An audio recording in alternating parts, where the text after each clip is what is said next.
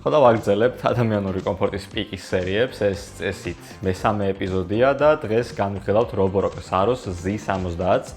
გამოიწერეთ არხი და დავიწყოთ. სანამ დავიწყებთ, მინდა გირჩიოთ, რომ Saros 10-ის განხილვა ნახოთ, რადგან Saros 10 და Saros Z70 თვისებებით და ფუნქციებით ძალიან გვანან ერთმანეთს. ამ ვიდეოს ლინკი აღწერაში იქნება ქვემოთ. კარგი, ახლა მთავარზე გადავიდეთ. რობოტი ხელი აქვს, როგორც უკვე დასაწყისში ვთქვი და ეს არის game changer-ი. თუ სხვა რობოტი მტვერსასრუტები წინ მდებარე წინაღობას უბრალოდ გვერდს აუვლიან, Z70 გაშლის თავის ხელს და ამ წინაღობას გვერდით გადადებს. Roborock-ს თუ დავუჯერებთ, 300 გრამამდე სიმძიმის ნივთის აღება შეუძლია და ეს ნივთები არის ფურცლები, წინდები და ფეხსაცმელებიც კი. თან არა მარტო გვერდზე გადადებს და გაასუფთავებს იმ ადგილს, რადგან აპლიკაციაში თქვენ დაამახსოვრებინებთ ნივთების ადგილმდებარეობას, ეს წავა და მაგალითად ფეხსაცმელს თავის ადგილზე დადებს.